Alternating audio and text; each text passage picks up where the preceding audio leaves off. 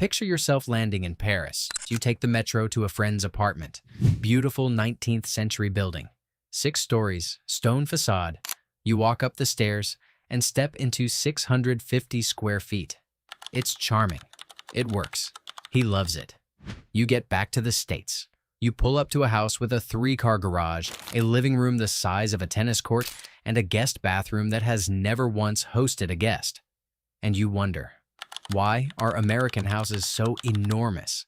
The average new home in the United States is roughly 2,300 square feet. In the UK, it's 800. In France and Germany, about 1,200. Here's what makes this strange. American families aren't bigger than European ones. The average American household has shrunk from 3.7 people in 1940 to 2.5 today. The families got smaller. The houses got enormous. This isn't just a story about architecture. It's a story about the invisible machinery that shapes how you live without you ever voting on it. In 1950, the average new American home was 983 square feet. A family of 4 lived in it, raised kids in it, were, by most measurements, happy in it. By 2000, that number had ballooned to 2,272 square feet, a 231% increase. And the family inside? Smaller than ever. So what happened? 3 things, all working at the same time. None of them were an accident. After World War II, federal mortgage programs exploded. But here's the detail nobody tells you. Those government-backed loans only covered new suburban construction, not apartments, not existing urban neighborhoods, only detached, single-family houses in the suburbs. So if you wanted the loan, you moved to the suburbs. And in the suburbs, land was cheap and everywhere. Building big cost almost nothing extra.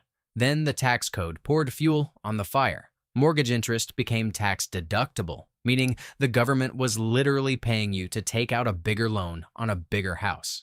Nobody forced anyone to buy big. They just made big cheap, which turns out to be the same thing.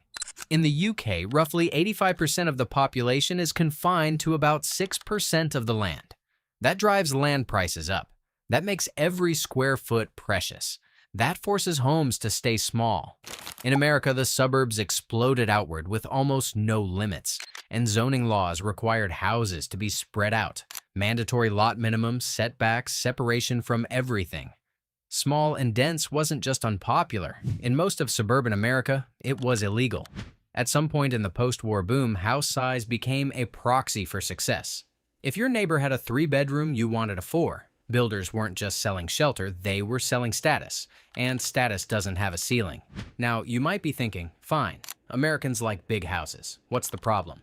Here's where it gets uncomfortable. The countries whose residents live in the smallest homes, the UK, Germany, France, those residents consistently report higher satisfaction with their living arrangements. Walkable neighborhoods, shorter commutes, more time with other people.